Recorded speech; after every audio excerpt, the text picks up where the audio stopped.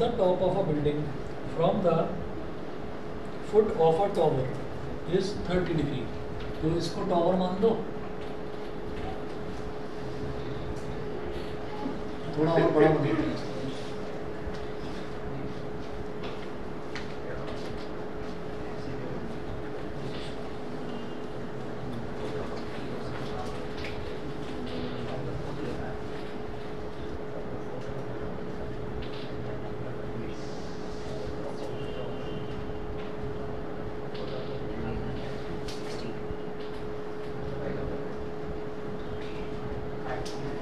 ये टॉवर है। Generally tower जो है वो बिल्डिंग से लंबा होता है, ठीक है। आप अगर कुछ अलग भी बना लेंगे कि इसको छोटा बना लें, टॉवर को छोटा बना लें और बिल्डिंग को ज़्यादा आप ऊंचा बना लें तो भी कोई प्रॉब्लम नहीं है। फिगर आपकी जो डेटा दे रखा है उसके हिसाब से सही बननी चाहिए बस। तो ये टॉवर है और ये बिल्डिंग है।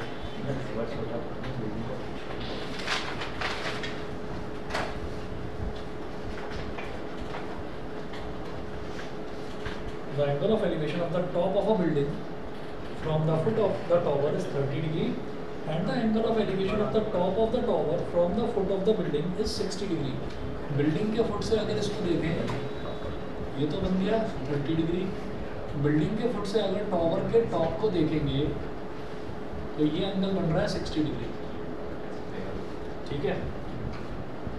If the tower is 50 metre high, ये जो टॉवर है, टॉवर की हाइट दे रखी है 50 metre, 50 metre high.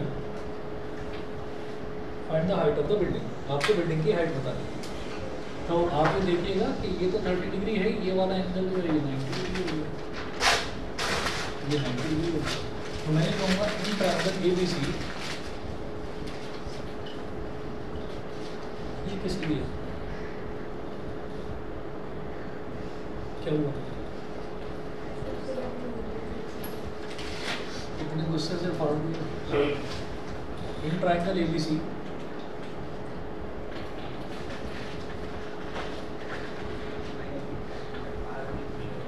In triangle ABC ये वाला एंगल हो गया 60 डिग्री, तो tan 60 degree, tan 60 degree is equal to AB upon BC। tan 60 degree कितना हो गया √3 इज इक्वल टू AB कितना है 50 अपॉन BC। अब इस BC को इधर ले आते हैं,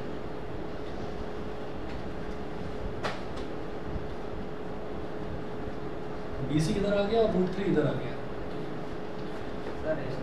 हाँ रेशनलाइज कर दो, ये हो गया √3 से नीचे मल्टीप्लाई कर दिया, √3 से ऊपर मल्टीप्लाई कर दिया,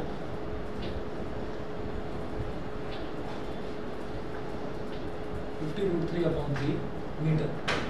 तो ये जो है ये मेरे पास इसका डिस्टेंस आ गया BC का।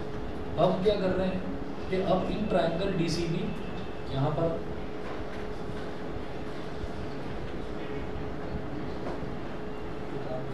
इन ट्रायंगल DCB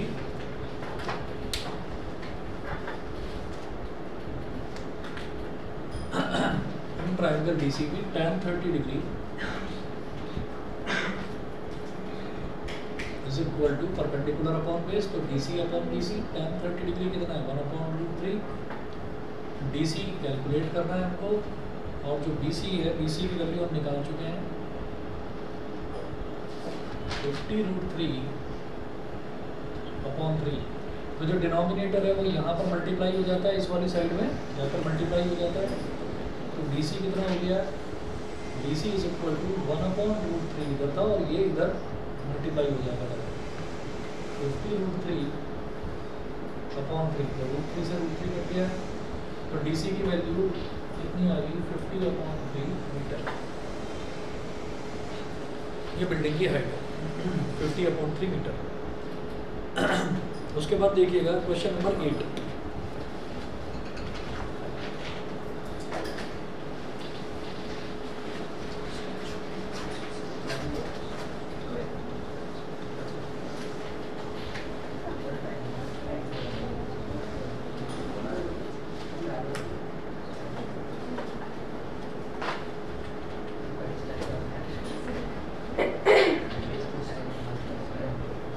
क्वेश्चन नंबर 8 देखिएगा, इस इसमें दे रखा है a statue 1.6 metre tall stands on the top of a pedestal, stands on the top of a pedestal.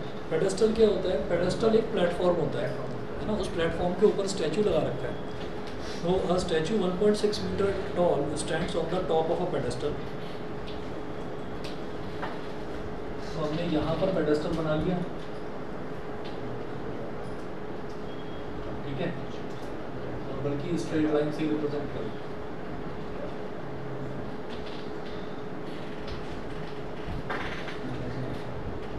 ये पेडेस्टल हो गया और ये जो है ये स्टैच्यू हो गया।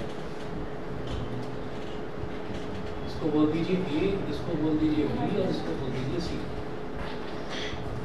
स्टैच्यू 1.6 मीटर टॉल, तो स्टैच्यू का हाइट कितना दिया है? 1.6 metre.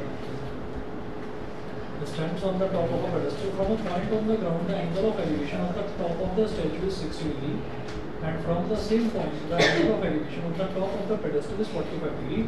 Find the height of the pedestal. तो ground पर से A, B, C, इसको बोलो D। तो ground से from a point on the ground, the angle of elevation of the top of the statue. तो यहाँ से angle of elevation of the top of the statue,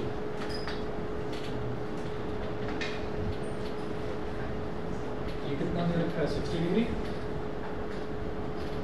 and from the same point the angle of elevation of the top of the pedestal.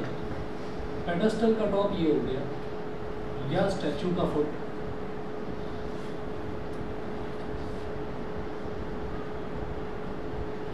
ये हो गया 45 degree. Find the height of the pedestal. Find the height of the pedestal यानी कि हमको ये जो BC है इसकी हाइट निकालनी है। तो in triangle ACD,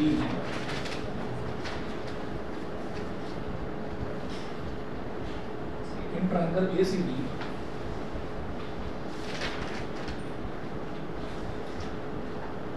tan 60 degree is equal to AC upon BC।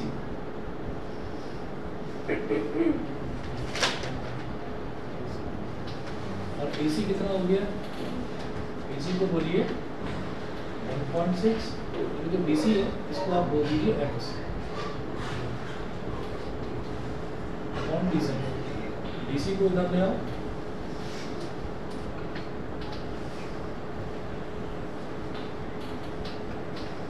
ये हो गया इक्वेशन नंबर 1। ये तो हो गया ट्रायंगल ACD। उसके बाद जरा देखिएगा, ये तो ट्रायंगल ACD की बात हुई। अब देखिए इन ट्रायंगल ACD क्या बोल रहे हो? नहीं अभी रैशनलाइज तब करते हैं जब प्रॉपर हमारे पास नंबर आए, लेकिन यहाँ पर तो नंबर क्या है वो इस पर डिपेंड कर रहा है x पर, तो अभी के लिए ऐसे छोड़ देते हैं। तो इन ट्रायंगल BCD में क्या होगा? tan 45 degree is equal to BC upon BC। tan 45 degree 1 और BC कितना है? x अपॉन BC, और BC को इधर ले जाओ, BC into BC is equal to x। ये हो गया इक्वेशन नंबर 2। तो यहाँ से BC की वैल्यू ये आ गई, यहाँ से DC की वैल्यू ये आ गई। हमें DC की वैल्यू निकालनी ही नहीं है, हमें तो सिर्फ x की वैल्यू निकालनी है, यानी कि पेडेस्टल की हाइट निकालनी है।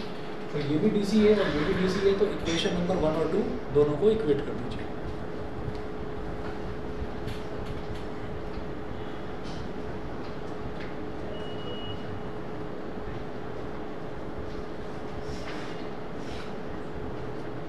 इक्वेशन नंबर 1 और 2 दोनों को हमने इक्वेट कर दिया। तो x is equal to 1.6 plus x upon √3।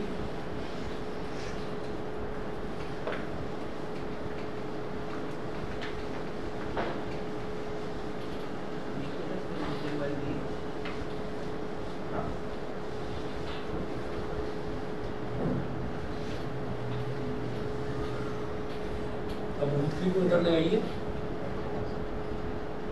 तो ये हो जाएगा √3x is equal to 1.6 plus x को इधर ले आओ, √3x माइनस x का मतलब क्या हो गया? -1x।